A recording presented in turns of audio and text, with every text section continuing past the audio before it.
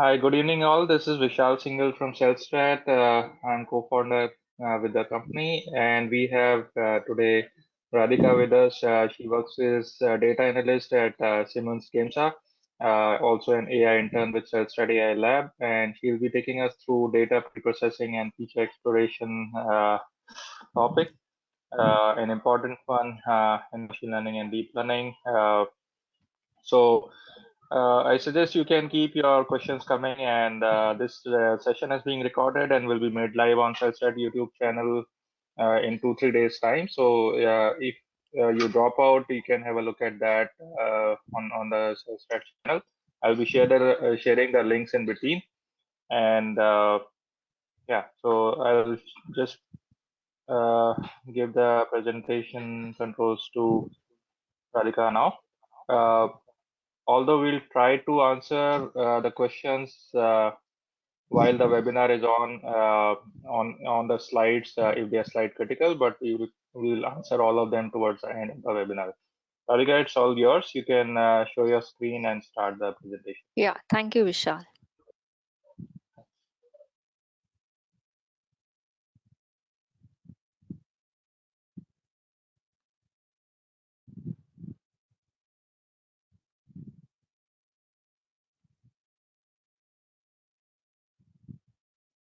Hi all. I'm an intern at Cellstat, and I will be presenting the data pre-processing and feature exploration.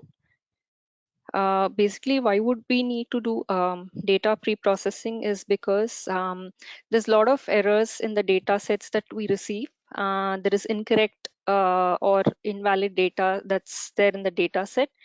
And when we actually try to train the models with such erroneous data sets, they'll be very pure accuracy. So we need to clean the data set before we start training the model. So in order to do that, we need to import the packages or the libraries and the data sets to the notebook. And I will also parallelly, once I'm done with the slides, I will also take across one of the demo for whatever I'm going to walk you all through. And basically data cleaning, we do it with the missing data. It could be a numeric data and categorical data. And noisy data is nothing but like outliers, which is present in the data set.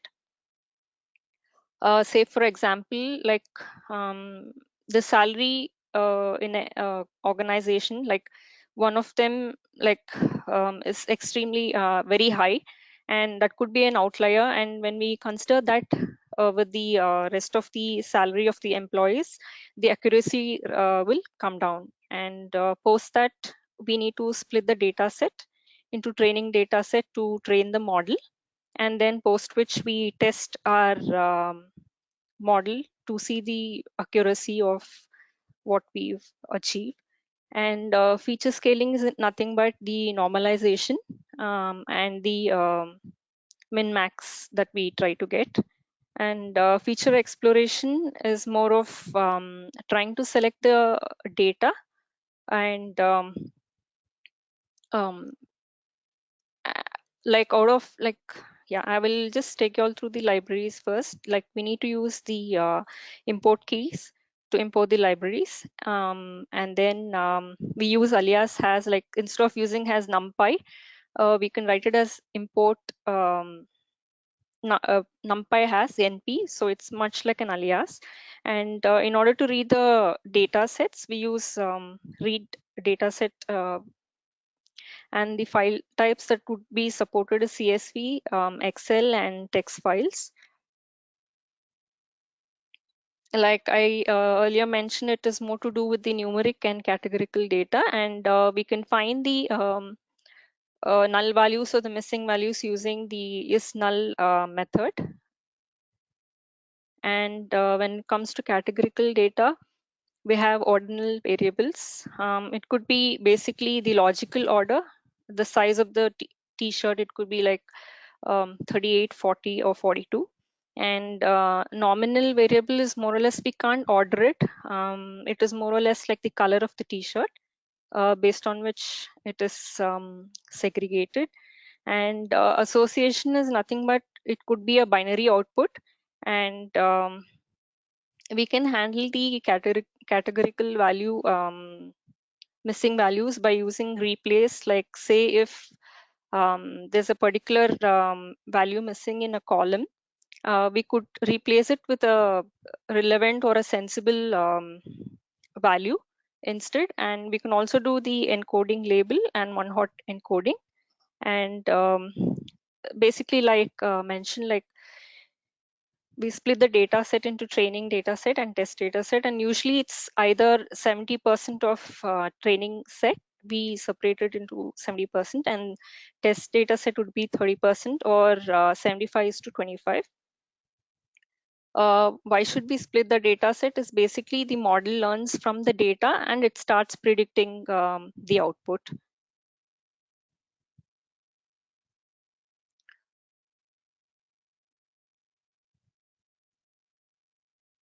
Here, say basically when there's like in case of a housing data set, the rooms would range from like say 6 to 39,320, and the income of the person would be 0 to 15. So it becomes highly impossible, or in order to find the Euclidean distance between them. So that is why we kind of normalize, or we use the min-max scaling to overcome that issue.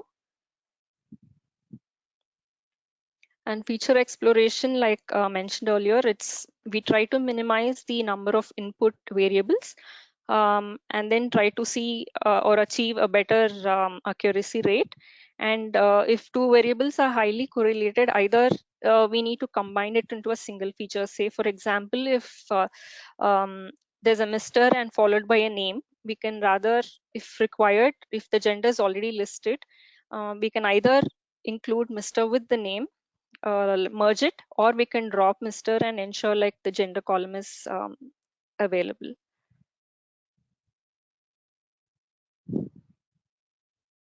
And feature extraction, basically when the data sets are extremely large and it becomes difficult in terms of the computation resources. So here we select the features and try to reduce but still retain the relevant information of the data set. One of few examples could be like image processing. We try to extract the features, we try to retain the image to the original thing, but try to eliminate few things which are not required. And I will walk you through the code. For that, Radhika, we have some questions. Okay. So, is transformation required in tree-based models as well? Sorry, Is I'm unable to transformation see required? the questions. No, you won't be able to see the question. So, I'm asking Okay. you, is transformation required in tree-based models as well? Yes, it is required. And get dummies is the same as one hot. Yes, yes. Okay, Basically, thank what happens in one hot coder is that, say we have like France, Germany, and Denmark. So we try to give it a numeric value. Say for France, it's 0, and Germany, it's 1, and Denmark is 2. So instead of giving 0, 1, 2, like what happens in this is that for France, wherever this France listed, there'll be 3 columns aligned to it. So France, it is 1. So 0, 0 for rest of the Germany and Denmark. And when there's Germany, it is 0, 1, 0. And for Denmark, it will be 0, 0, 1. So there'll be additional of 3 columns. So it is not actually advised. okay, thanks. Yeah, so here basically I've considered Titanic survivor dataset because I wanted to demonstrate both numerical and categorical data. Actually, basically the missing data values to be replaced. So here I've imported the libraries, and this is a training set and the test data set. Here, basically, we use train.info to get the summary of the data frame.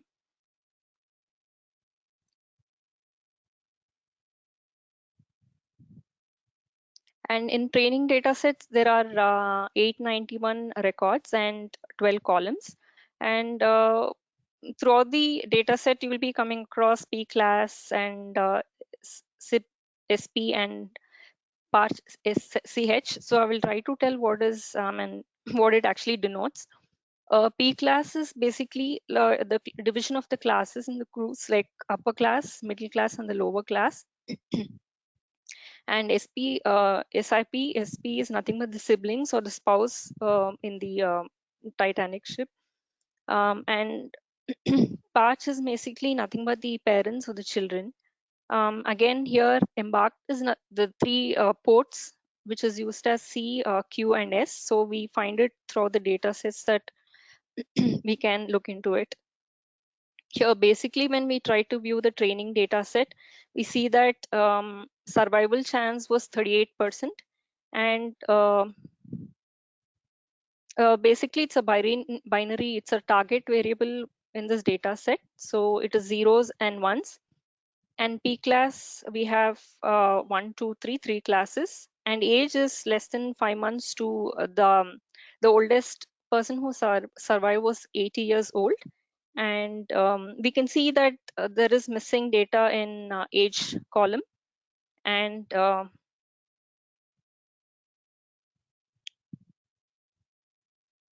here it's again the maximum is 75% quantile is 1 and maximum is 8. And here what we need to also think of is wherever there's a zero aligned, it is when the children were accompanied with the nanny. And here the fare again, if we kind of notice, the minimum is 0 and the maximum is 512. Okay, another question is there. Yeah, When to use one hot encoder and label encoder? label encoder I will walk you through with one of the examples that I do here. Label encoder again, like it is for embark, I have it right here.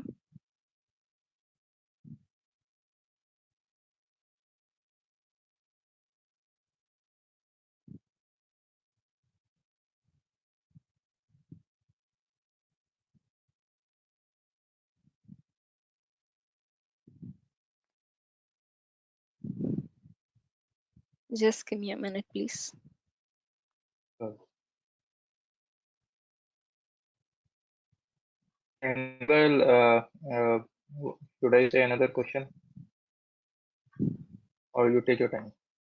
Yeah, just give me a minute, please.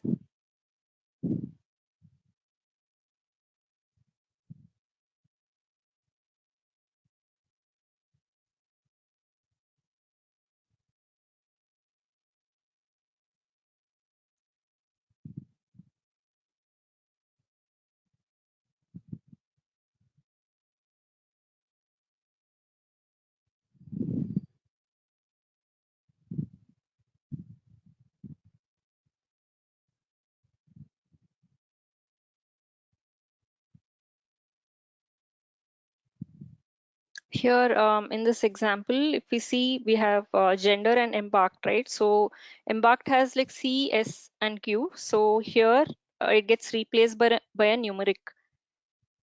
So that's much easier when we do the modeling whenever we have a numeric value.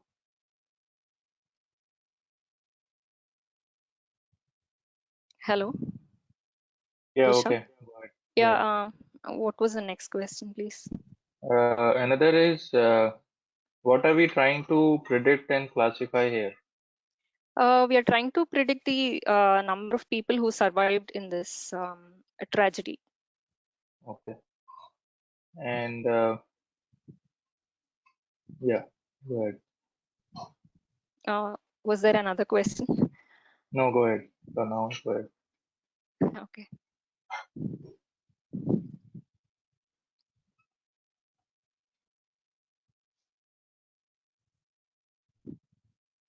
So another question is you just first one was when to use one hot encoder and label encoder. So Okay. another is what is the basis on which we choose one over another?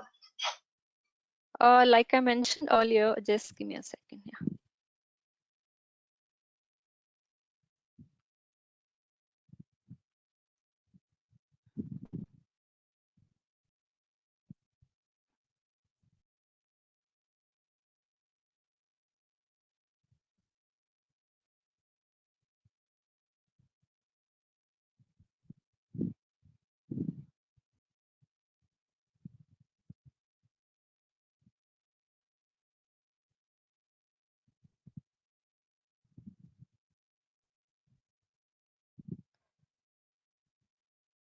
There's Germany and Denmark. So instead of giving it the entire name, it is easier, like I said, if it's in the form of a numeric. So what exactly happens in the table is in one hot encoder. So say if France is 1, these will be 0. So when there's Germany, it is 1. So the number of columns would be more when we use a one hot encoder. Okay.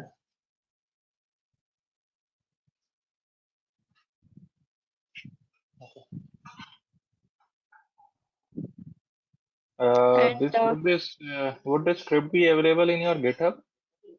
uh, I haven't put it up because I made few changes. If required, I'll make a few more additions and I can put it up. Please do that. Some people are asking for it. Yeah, Uh, sure, we'll do it.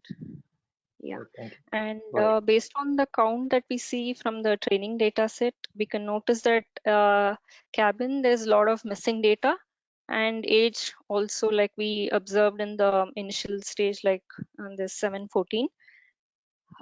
So the training data, I mean, the number of records is 891 and the columns is 12. So we try to check the null value. Like I said, we can use is null method to find out the number of null values in a particular column. And how do we handle this? First is like, if I give any, it'll and I would not give like in place, it temporarily deletes and we get 183 records. So when I say all, again, if all values are all values which are, it won't be dropped because because all the columns has to have a missing value, only then it will drop the row or a record.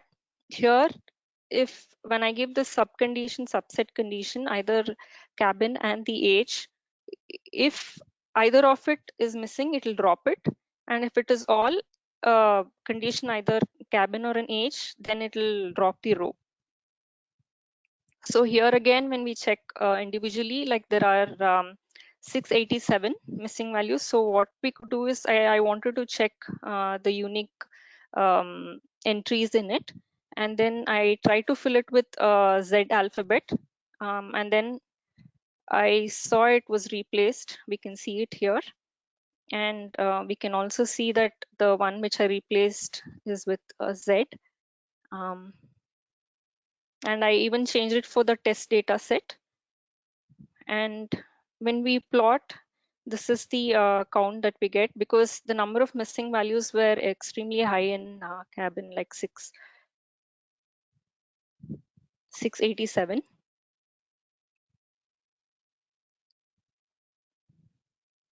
And when we try to compare it, it's the deck where actually the people where they were seated. So it was from the D deck, like the number of survival was high. And since we do not have the access to the values which was missing, and we've replaced by Z, and to an extent they had a survival rate of 0.3 or 30%. And for age, again, 177 was missing, and both for in training data set, it was 177, tested is 86. So I've replaced it with the median value. So we do not have any more null values after the replacement. And even in Embark, there were missing values, which I've replaced it with yes, because that's the most, I mean, the maximum passengers boarded from the port, yes.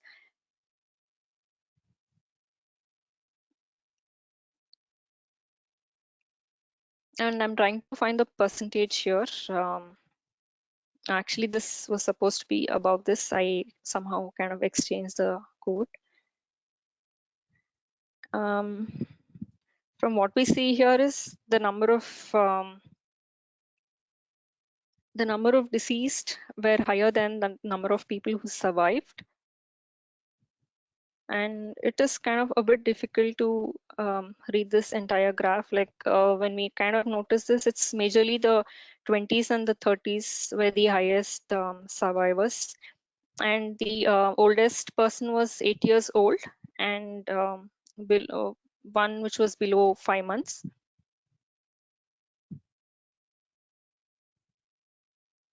So here, like these, I've assigned it to 1 because to ensure that it gives us the access to the people who survived, and 0 are the ones who were deceased.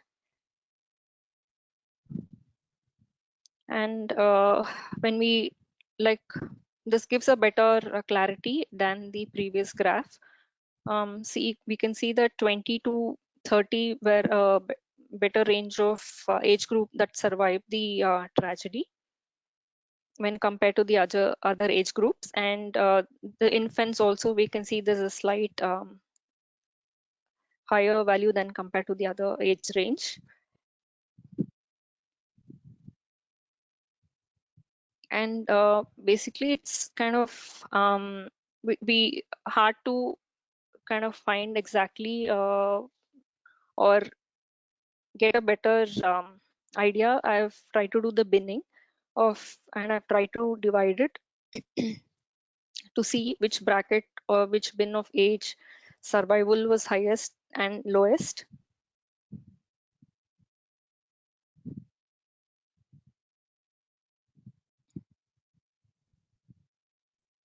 And here again, I've tried to do it with the gender and survive. So we can see that the males where the the survival rate for male was predominantly low probability than compared to the female.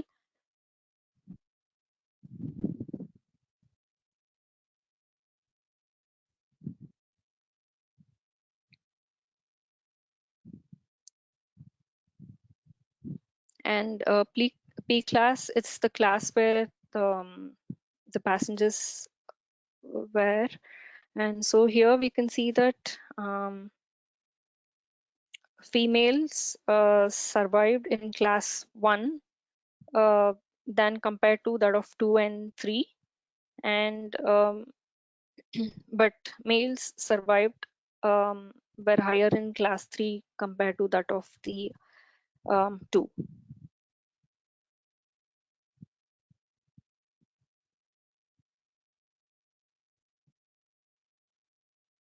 So comparatively, the number of passengers were very high in class 3, and lowest was in class 2.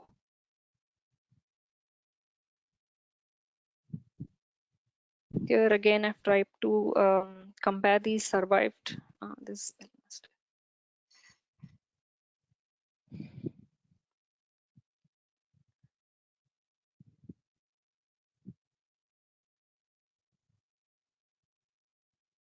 and this is also done with again SNS, another plot, factor plot. Here it is actually survival is equal to 1 and 0 and different class with respect to the age. We can see that in class 1, the older people survived than compared to that of the class 3. And in class 3, it was age group between 20 to 30 who were the survivors.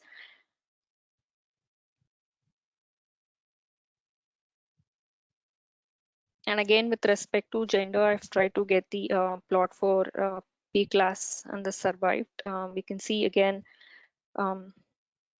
females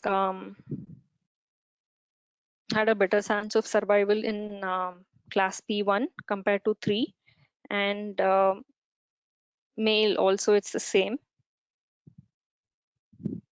but I try to get this data. It's a bit difficult to read, so I will try to get that. It's men had a high probability of survival between the age of 18 to 30, and for women it was between 14 to 40.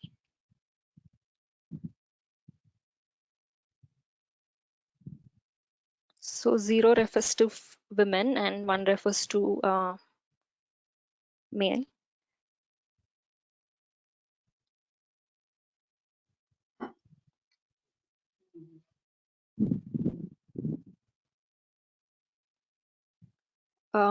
Again here, when we compare the survival rate in class P, we see that though the number of people were high in class 3, only 119 survived compared to that of the class 1. So also it means that somewhere the people from the class 1 were given a priority than compared to class 2 or 3.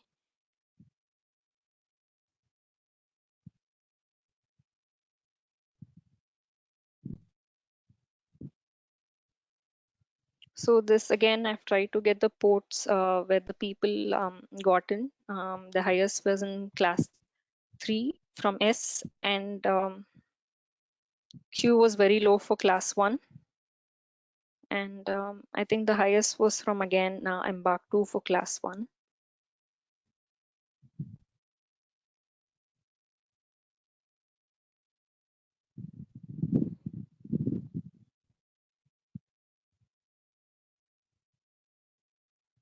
Can you give a brief about outlier treatment? Outlier, like I mentioned, say if in this case, if the fare was very high when compared to that of the 112 that we saw, it becomes an outlier in this particular scenario. Okay, So that can actually be handled by PCA. I haven't actually done that because sure. it wasn't, yeah.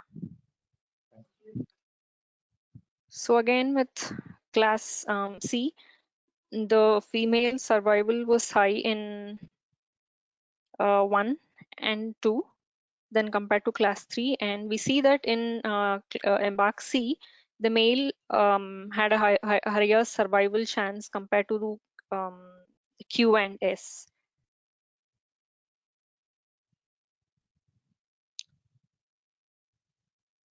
So here, from this observation, there was no correlation between the sibling or spouse to that of the survival.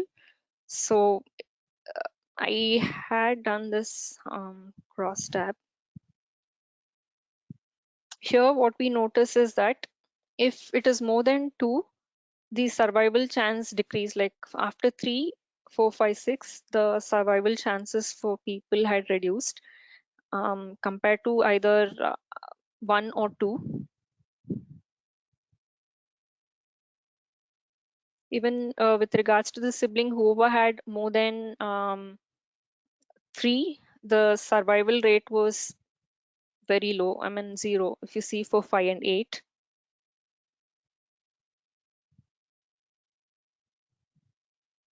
So this is correlation matrix. So here actually we can see if the value is highly correlated, or it can either be highly correlated or it can be negative. Based on that, we can see if two columns are like, say if I increase a value for one particular column, does it have an impact on the other column? So if we see sibling and the spouse, uh, the survival, just give me a second, please.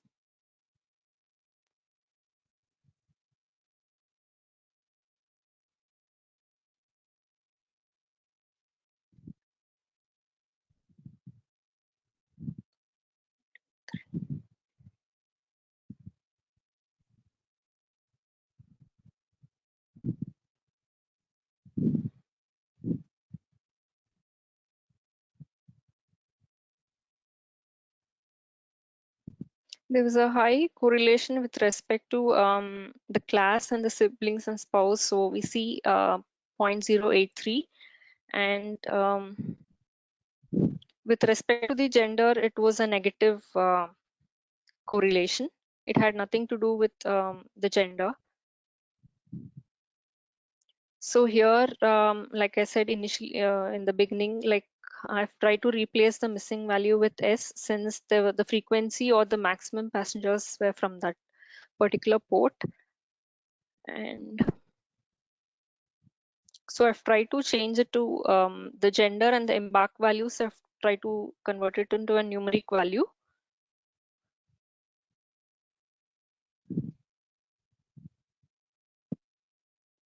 So it is kind of visible in here. And I've dropped the column passenger ID and ticket because that is not going to add any value in order to predict the survival rate. So I've dropped it in test data and training set. So once we are done with this, we can actually train the model.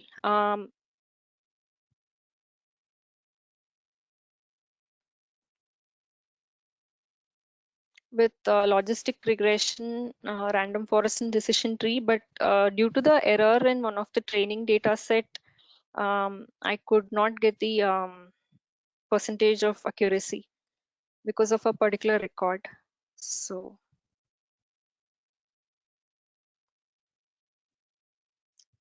is there anything that I need to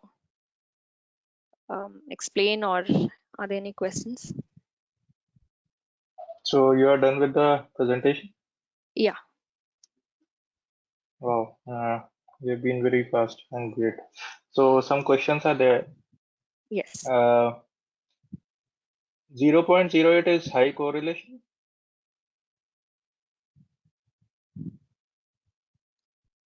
Yes, it is closer to 1. So no, I'm sorry. 0.08. No. I read it as 8.3. I'm sorry about it. Okay. And uh, so people are asking if you can please post the notebook and data sets location. Would you be able Sure, I to? will do it. Yeah. Okay, you But can it's do just that that. I could not train the model because of one particular error in the data set. If that is okay, I don't mind posting it on the GitHub. Okay, yeah, that should be okay. You can just post it with that comment on the meetup itself. Yeah, sure, Uh, I will do it. or when we post it on YouTube channel, then you can post it there. Uh, Yeah. do we need to address the multicollinearity? Multicollinearity. Actually, I haven't gone through that bit. Gone through that. Um, Okay. yes. And I'm just seeing if anything else is left. And if required, maybe I can just explain what is feature selection, but it is again too vast. Like I'm not sure to what extent I need to get into, and like You can give brief on it if you can, because we have some time. We have quite a lot of time actually. We have 26 minutes, but as much as you can, I think it would be good okay. if you want. So Yeah. yeah, so feature selection again, whether we select the features manually or automatically, the idea behind it is to reduce the number of inputs in order to predict the target variable or the output. So we need to uh, do the feature selection before we train the model. So actually, how to select the features and what are the benefits of performing feature selection before modeling the data. It basically reduces the overfitting of data and improves the accuracy and reduces the training time and even the computational power. Basically, there are three types of feature selection: filter, wrappers, and embedded. So before we go ahead on that, Yes, somebody is asking how do we check the overfitting here? Any ideas on that? overfitting in this case, I I can think of or relate to an example than to say with respect to Titanic data set. Sure. I will just check with one of the data sets if I can pull up and Okay. showcase it. Sure.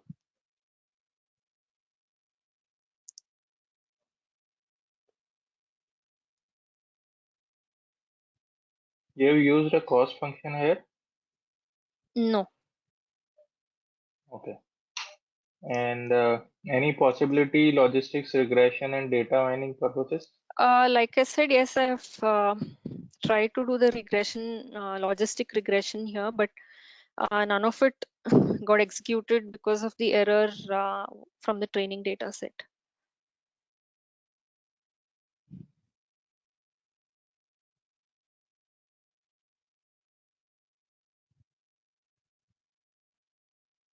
So maybe I will try to fix this or try to get a different training data set and see if I can work through this, and I will update it. Sure. So you can update it and put it on your GitHub and share that on Meetup group. Okay. So Should I do it on the group or the meetup, or where do I yeah, actually? yeah, you can put it on Meetup group or on the comment section of the YouTube where we post it in 2 3 days time. Okay.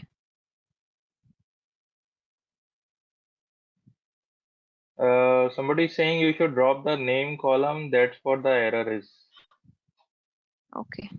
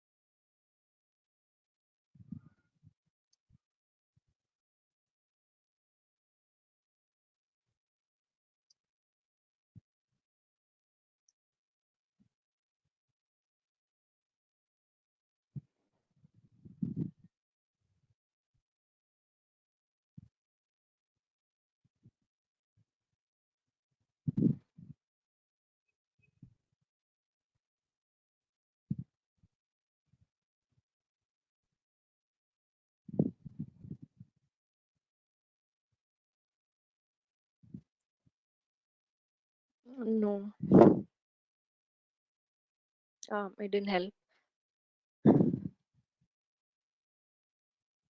I will check with it and I'll post it. Sure. So I'm just sharing the YouTube link where all of you can see the video in about 2 days time. Uh, so if any other questions, you can shoot it here and I will ask Radhika. Otherwise, we'll close the webinar in a few minutes. Mm. Radhika, would you like to share your contact details or GitHub link where people will be able to see it when you update it? Here, Uh, you will Once I post the post it, notes I'll and just, dataset location later on your yeah, I GitHub. will do it later on. Yeah, you Maybe I'll correct it and then put it, rather than doing it right away. no, not right away. I'm not saying you do it right away. I'm saying just uh, put your GitHub link on your slide so that people can check back whenever you can.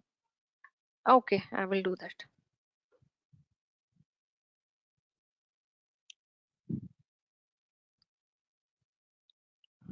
Is there anything else, or we can wrap it?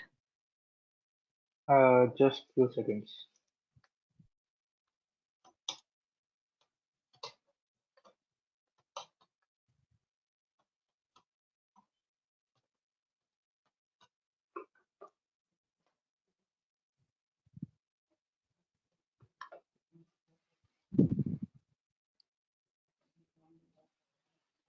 So I have shared with all of you the self-study YouTube link. You can have the recording available there in 2 days' time. And she'll be posting her GitHub link in the comments of Meetup or the YouTube channel where it will be posted for your reference. And look forward to have you in future webinars.